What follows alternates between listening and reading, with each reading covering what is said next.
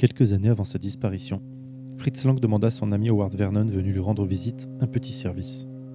Allût lui chercher ses pilules dans la salle de bain en respectant scrupuleusement le protocole suivant.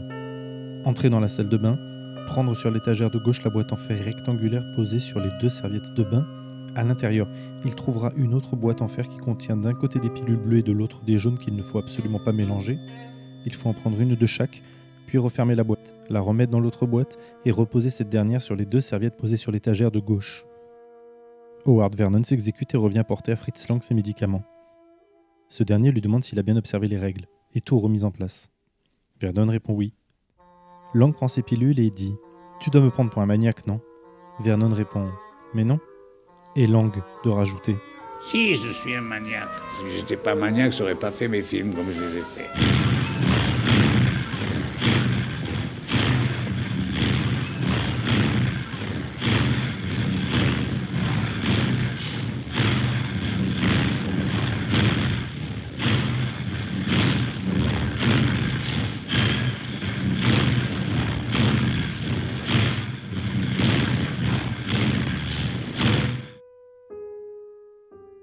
De Fritz Lang, on parle souvent de sa période muette, Les Trois Lumières, Métropolis et de M le Maudit, son plus grand chef-d'œuvre.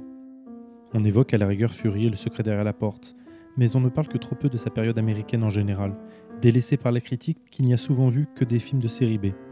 Ce qui est vrai, mais pas que. Et on a regardé avec condescendance ses films d'aventure, comme si Lang avait perdu de sa superbe. Dans les années 30, on considérait Hitchcock comme le Fritz Lang anglais.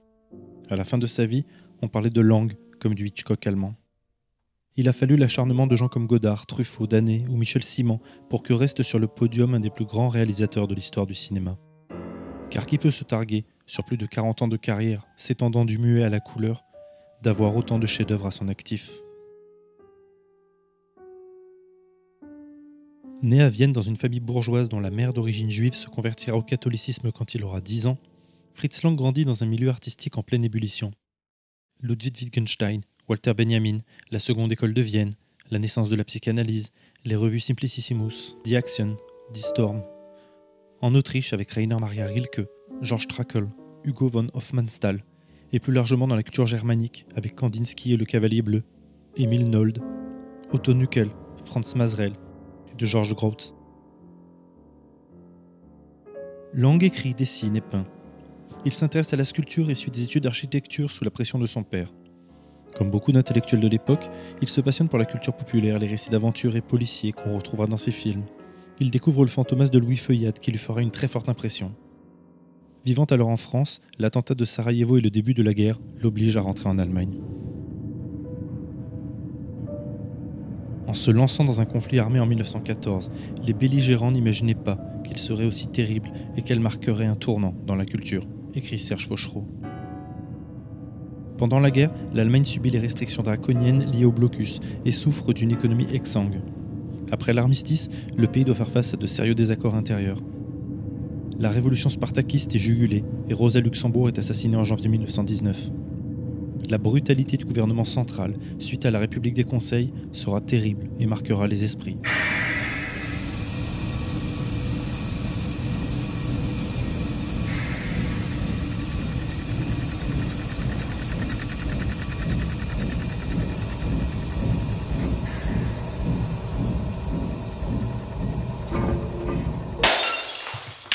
Lang travaille dans le théâtre et le music-hall, devient quelque temps illustrateur et caricaturiste avant de se diriger vers le cinéma. D'abord comme scénariste pour le producteur Joe May, puis comme réalisateur. Il commence comme assistant d'Eric Pommer, qui lui donne une leçon qui lui sera bien utile. Vous devez apprendre à connaître la caméra, car c'est avec elle que vous écrirez le film. Pommer lui propose de devenir metteur en scène et Lang, pour ne plus être trahi par les réalisateurs, décide de passer derrière la caméra. Il devient rapidement une figure majeure du cinéma germanique, d'abord en tant que réalisateur populaire, puis comme artiste visionnaire. En dessinant minutieusement chaque plan, la science du découpage de Lang l'amène à réinventer le langage du cinéma. Il rencontre l'actrice et autrice Thea von Harbou, qui devient son amante et collaboratrice régulière.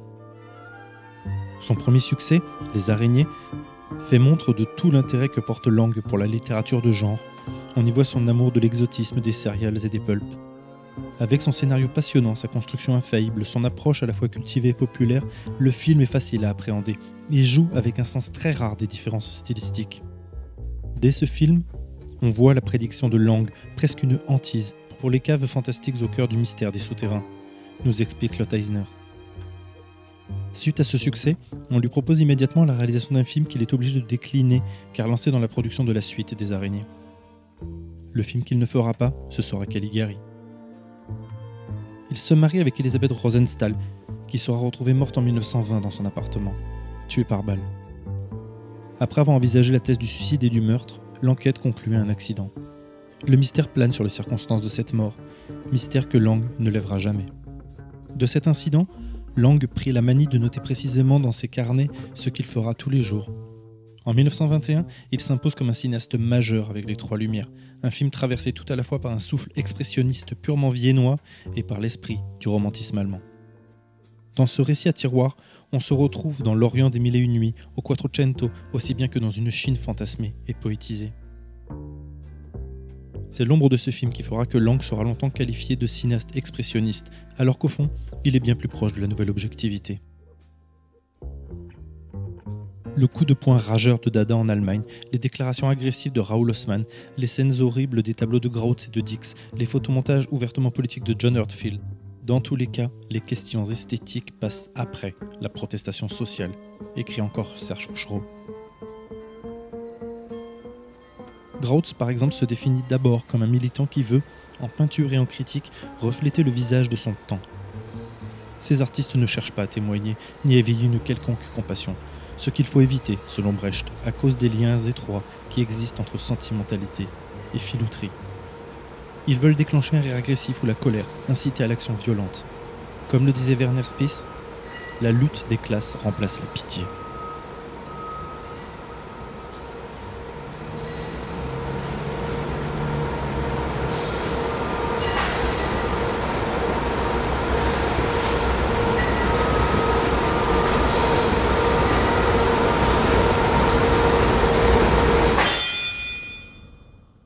Lang enchaîne ensuite avec un autre chef-d'œuvre, Mabuse le joueur.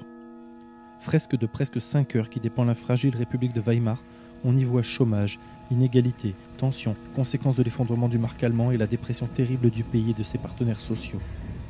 C'est tout cet arrière-plan sociopolitique qu'on se doit de garder à l'esprit lorsqu'on tente de comprendre la culture occidentale durant l'entre-deux-guerres.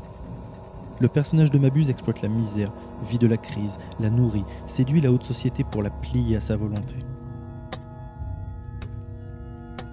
Il est à la fois partout et nulle part et se transforme selon ses désirs.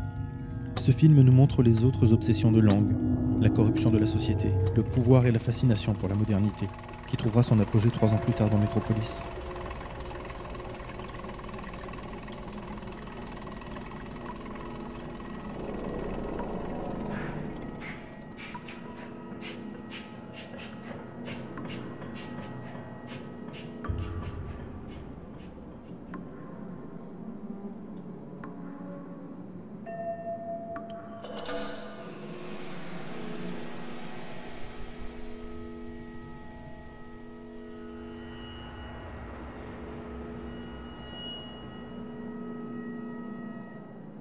Dans le monde culturel, il y avait le souvenir des années de souffrance et de millions de morts, mais aussi la conviction que les promesses des avant-gardes avaient failli, soit par indifférence aux événements sociaux, tels que le cubisme, le vorticisme et le Blaureiter, soit par excès d'optimisme, comme le bellicisme des futuristes.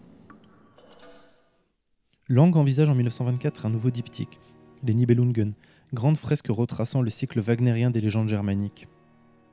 D'une certaine façon, ce film va faire le lit des catastrophes à venir, en renforçant le sentiment identitaire d'un peuple humilié par la Grande Guerre, et qui rumine sa vengeance suite à l'insulte qu'est le traité de Versailles. Puis en 1926, ce sera le monumental Metropolis, qu'on ne présente plus. Réalisé seulement 5 ans après le tout premier emploi du mot robot dans la pièce Ruhr de Karel Čapek, un mot qui désigne un esclave artificiel, ce film de science-fiction aux effets spéciaux inédits pour l'époque est une critique sociale et deviendra un des films les plus célèbres de l'histoire du cinéma. Adapté du roman éponyme de Tervo Narbu, ce métrage sera source de désaccord entre le cinéaste et sa femme. Cette dernière cherche à dénoncer un système pour préparer l'avenir grâce à une solution démesurée. Buñuel parlera de dangereux syncrétisme. Lang, quant à lui, tente de montrer un capitalisme futur qui asservira le peuple grâce à la technique. Utopie ou cauchemar ? Dans les deux cas, le discours du film apparaît comme naïf, même si certains y voient l'emploi pervers que le nazisme fit des valeurs dites universelles, telles que la patrie, la communauté, le sens du devoir, la solidarité avec le prochain. Nous voyons surtout les masses de la civilisation industrielle maintenues en esclavage par un pouvoir tyrannique qui pourrait être aussi bien celui du capitalisme que celui de n'importe quel autre système social, nous dit Moravia. Mais c'est visuellement que le film culmine et atteint des sommets.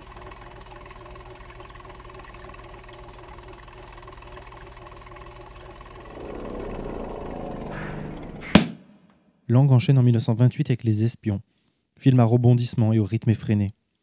Il retourne ensuite à la science-fiction en 1929 avec La Femme sur la Lune, son dernier film muet. L'échec commercial de ce film précipitera la chute de sa société de production. Puis, c'est l'arrivée du parlant.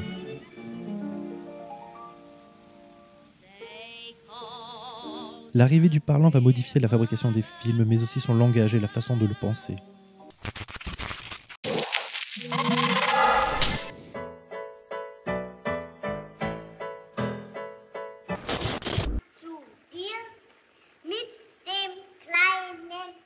Si certains cinéastes refusent tout d'abord cette technologie, Lang, de son côté, va faire du son le moteur principal de son nouveau film et nouveau chef-d'œuvre, M. le Maudit.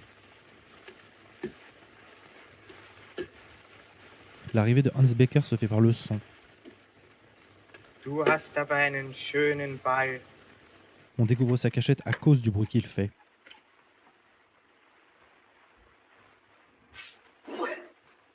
Et surtout, on le reconnaît par ce sifflement tristement célèbre.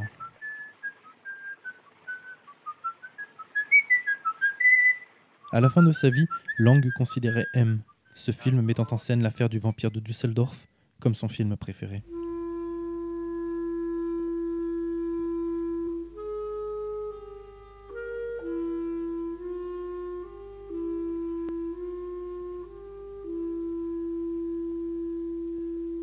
À cette période, la montée du national-socialisme en Allemagne inquiète beaucoup Lang. En guise de réponse, il réalisera la suite du Docteur Mabuse, le testament du Docteur Mabuse, dans lequel il fait encore une fois du son, un des ressorts principaux du film. Die nur den einen Sinn haben, Angst und Schrecken zu verbreiten. Der letzte Sinn des Verbrechens ist eine unbeschränkte Herrschaft des Verbrechens aufzurichten. Einen Zustand vollkommener Unsicherheit und Anarchie. Il joue avec cette nouvelle forme d'écriture cinématographique, en fait un des leviers dramaturgiques.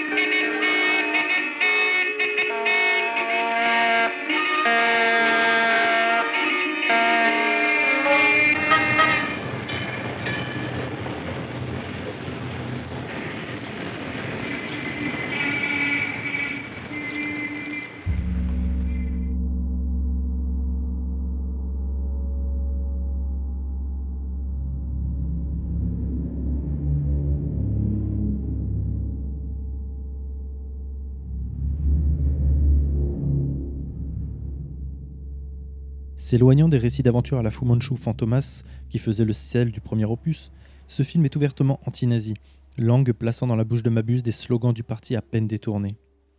Kein Mensch hat eine Ahnung, was für ein phänomenales, übermenschliches Gehirn mit Mabuses Tod aufgehört hat. Dieses Gehirn hat unsere ganze verrottete, zu Untergang längst reife Welt in Trümmer gelegt. Diese entgötterte Welt ohne Güte und Gerechtigkeit, die nur aus Egoismus, Gemeinheit und Hass besteht. Dieses Gehirn hätte eine Menschheit vernichtet, die selber nichts als zerstören und vernichten kennt, die nur durch Schreck und Entsetzen in letzter Stunde noch geläutert. Dans ce film, un fou ivre de pouvoir utilise la crise du chômage pour recruter des criminels et semer la peur dans la population. Car comme on le sait, celui qui détient la peur détient le pouvoir. C'est une organisation terroriste qui n'a rien à envier à nos médias actuels. Lang n'utilise plus, comme dans le premier volet, l'hypnose, mais une suggestion plus subtile. Ici, Mabuse, qui est enfermé, n'a qu'à rédiger des pages qui, lorsqu'elles seront lues, entraîneront le lecteur dans une folie où il sera plus facile de le manipuler. Le lien avec Mein Kampf, rédigé par Hitler quelques années plus tôt pendant sa détention à la prison de Landsberg, suite au putsch de la brasserie, est assez évident.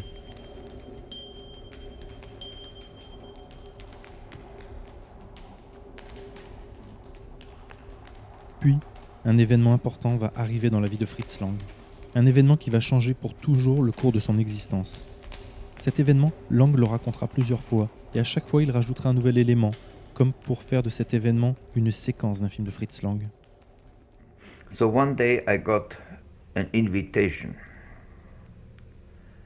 meaning an order, to arrive at the Ministry of Propaganda.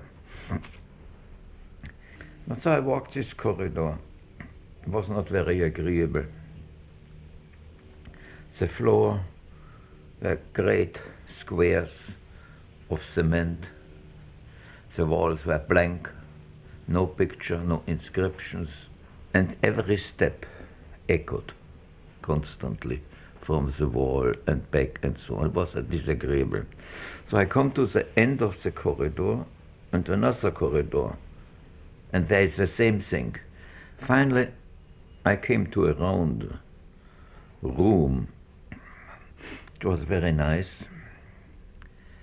and I didn't know what to do.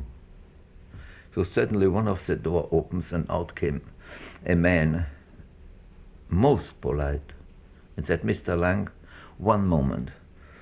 The minister will be ready in a second."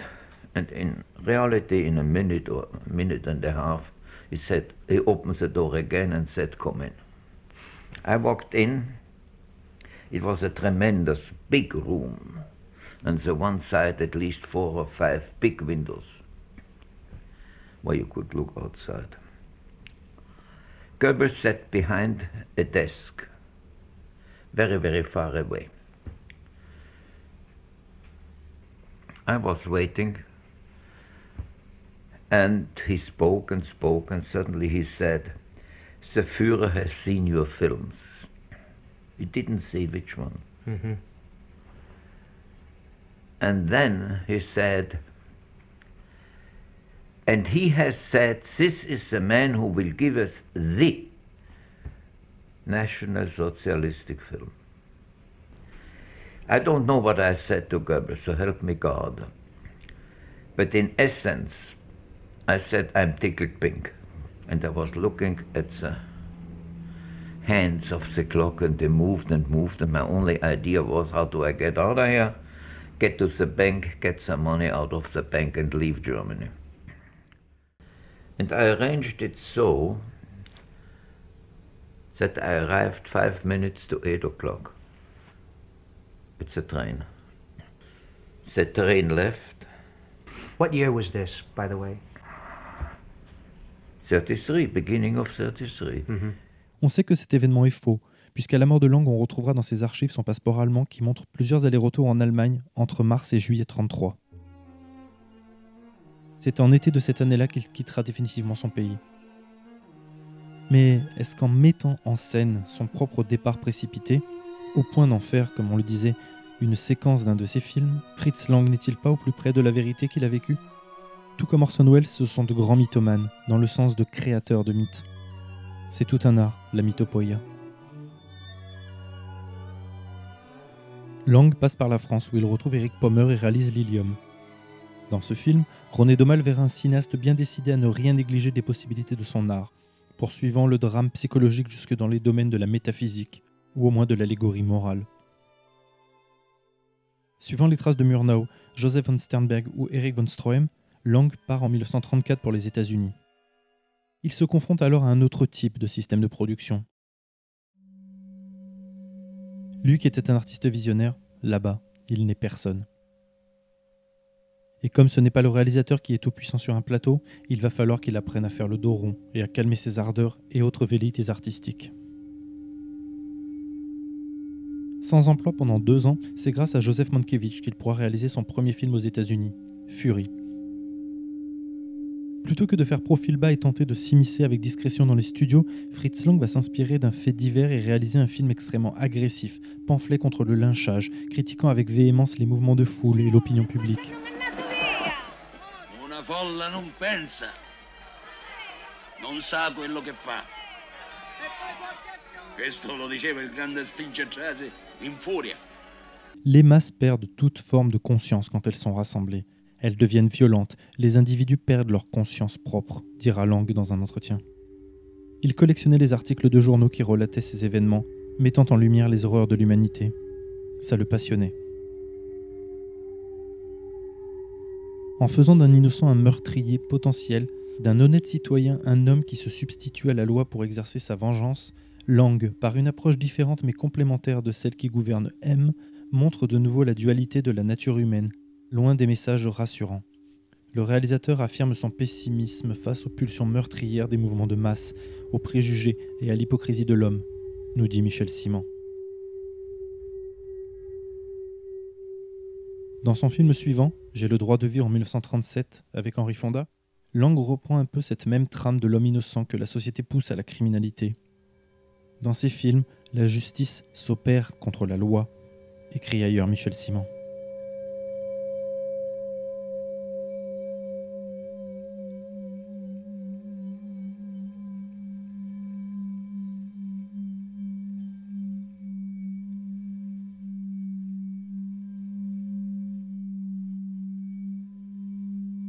Après Fury, J'ai le droit de vivre, Lang enchaîne avec un 3e film qui conclut une sorte de triptyque sur la justice américaine avec Sylvia Sidney.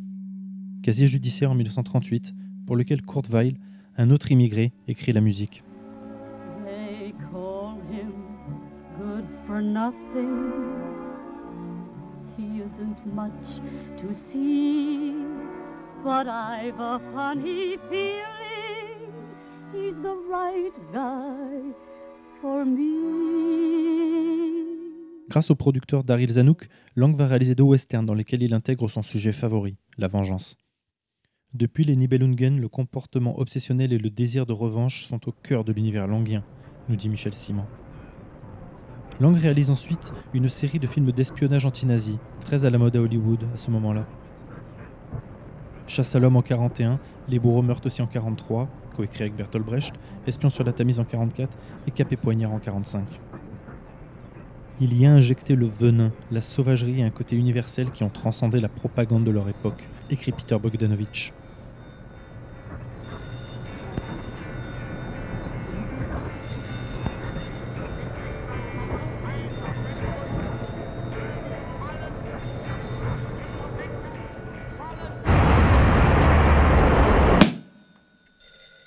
Au milieu des années 40, Lang se lance dans le film noir, y glissant des éléments oniriques et psychanalytiques.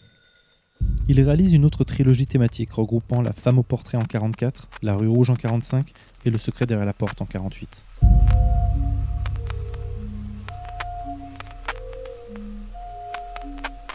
Trois films autour du désir, du fantasme et du meurtre.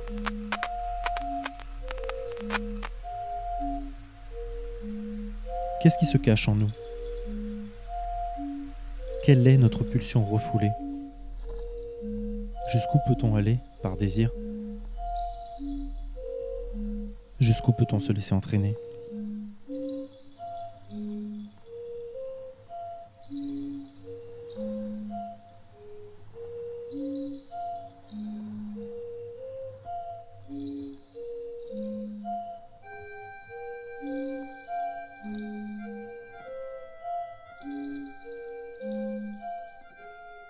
Le secret derrière la porte sera un film matriciel pour bien des réalisateurs, comme Dario Argento, dont les parallèles avec son cinéma sont nombreux. La récurrence des personnages s'appelant Marc, la présence de John Bennett et la maison en feu à la fin de Suspiria, et surtout la chambre murée, image de surface sans profondeur, révélant la dimension artificielle du monde, questionnement vertigineux et aporétique.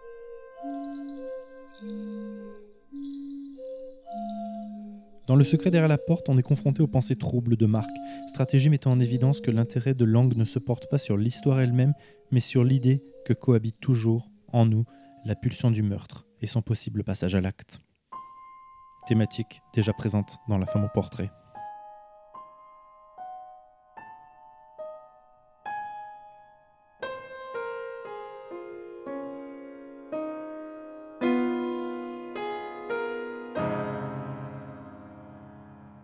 Avec l'aide de Stanley Cortez, à qui l'on doit la lumière de La splendeur des Amberson et de La nuit du chasseur, Lang joue avec les ombres sur ses personnages, découpant leurs silhouettes, éclairant l'arrière-plan plutôt que les visages.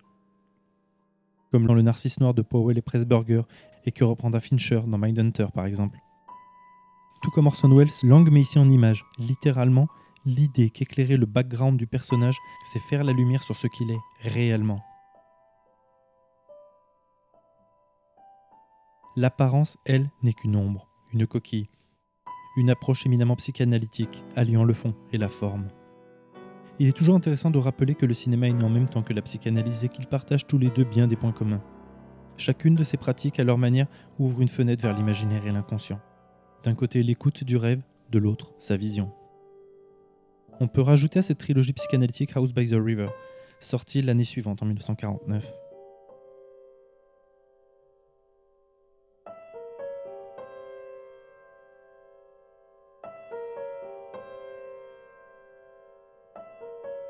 Lang réalisera ensuite nombre de films dans des genres très différents.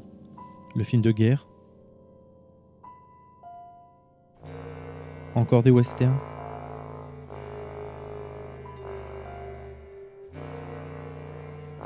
des films d'aventure, des mélodrames, des films à suspense.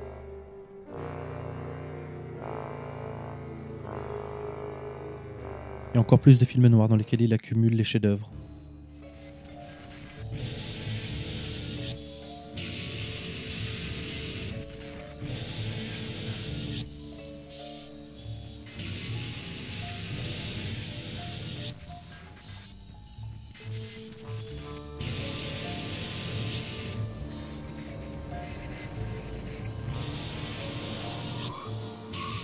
Lang ne s'intéresse jamais à la normalité, nous rappelle Bogdanovich. À vrai dire, il niait son existence. Les insulter, les blesser, ceux que la vie a estropiés, qu'elle les ait abîmés physiquement ou psychiquement, voilà ce qui intéresse Lang.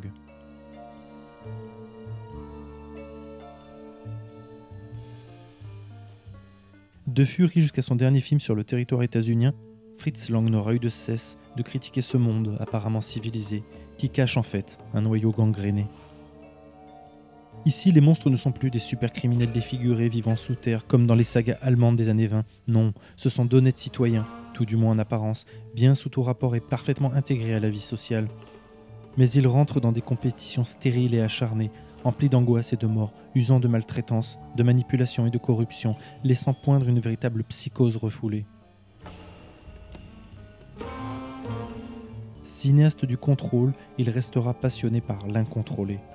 Qu'un personnage soit coupable ou innocent, peu importe, car ce qui intéresse Lang, c'est qu'est-ce que provoque une situation donnée, c'est la manière dont se révèlent les natures humaines et les pulsions.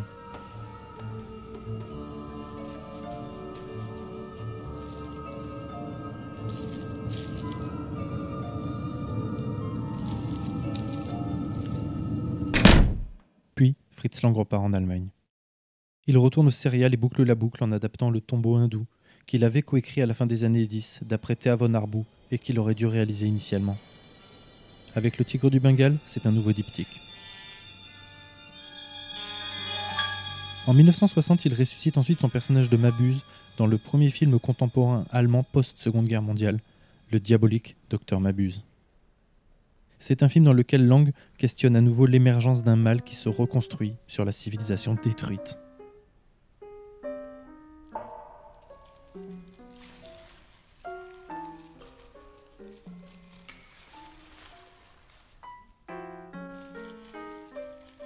Il est intéressant de souligner la modernité de Mabuse à chacune de ses nouvelles incarnations. L'empire du crime profitant de la crise économique dans les années 20, le mal qui s'immisce dans les gens à travers la propagande dans les années 30, le contrôle, la vidéosurveillance et le nucléaire dans les années 60. On passe chez Mabuse d'un mal qui hypnotise à un mal qui contamine, puis à un mal qui se reproduit mécaniquement. Dans Le diabolique Docteur Mabuse, l'image médiatisée ne construit plus, mais détruit. Avec ce nouveau Mabuse, Lang propose le premier chef de régie paranoïaque du cinéma, un panopticon ivre de contrôle, questionnant la vidéosurveillance excessive. Ce qu'on retrouvera chez De Palma, en particulier dans le Swans de Phantom of the Paradise. Et comme dans M, Lang met à nouveau en scène un personnage aveugle et voyant. Hantant son cinéma tel une figure prémonitoire, Fritz Lang deviendra définitivement aveugle en 1971. Et il s'éteindra en 1976, à l'âge de 86 ans. Il est certainement un des plus grands réalisateurs de l'histoire du cinéma. Si on mesure l'importance d'un artiste à son influence et à ceux qui ont suivi ses traces, Lang a comme descendant autant Louise Buñuel, qui dira avoir eu envie de faire du cinéma après avoir vu Metropolis, que Sergei Eisenstein, qui dira avoir vu et revu Les Araignées afin d'en comprendre la dynamique de montage, Dario Argento et Brian De Palma, ou encore Sidney Lumet. Lang a été le premier à soulever certaines questions éminemment morales, celle du coupable qui se pense innocent, ou pire, les innocents qui se pensent innocents. Car chez lui, il n'y a pas d'innocent, même le spectateur, surtout le spectateur. Si nous nous croyons innocents, c'est parce que nous ne savons rien, ou que nous n'avons pas voulu savoir, ce qui soulève d'autres questions, chez celui qui faillit être à la tête du département cinématographique du parti nazi en 1933. Mais pour Lang, nous sommes surtout coupables parce que nous sommes prêts à tout croire, de la culpabilité de celui qui fut innocent, mais qui ne le restera pas longtemps, à l'innocence de celui qui est en fait coupable. La machine du cinéma langien est infernale, et nous en sommes les dupes, assistant à un enchaînement sec de causes et d'effets, d'objets et de situations. Chez Lang, il y a une impossibilité de juger chez les personnages car il n'y a pas de vérité en soi. Deleuze emploie l'expression « l'insuffisance des enquêtes ». On peut aussi parler de l'illégitimité des juges, qui vient renforcer l'incapacité d'atteindre une quelconque vérité. C'est ce qui reviendra dans le cinéma de Sidney Lumet, le rapport au monde hostile, la question du doute et l'exploration des zones de gris chez l'être humain. Le cinéma de Lang questionne les apparences et n'aura de cesse de creuser cette voie, critiquant la véracité du récit jusqu'à la fin.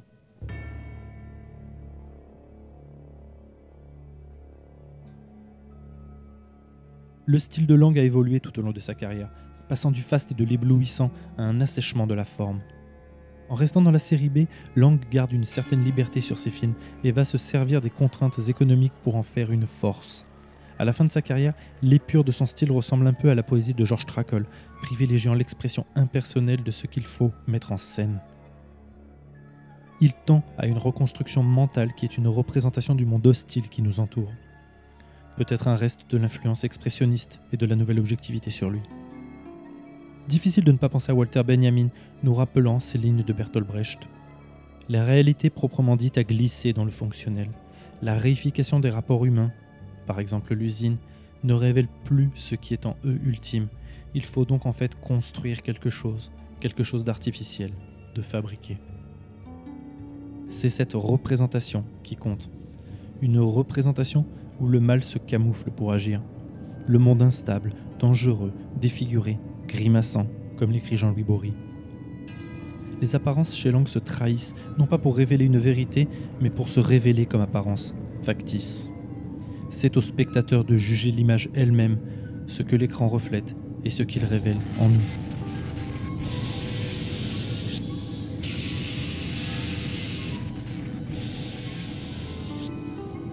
Lang a un point de vue extrêmement pessimiste sur le monde et sur l'humanité. Il était effrayé par les mouvements de foule et le sentiment collectif. Chez lui, un monde civilisé, qui semble bien sous tout rapport, peut facilement engendrer la destruction, cacher une gangrène.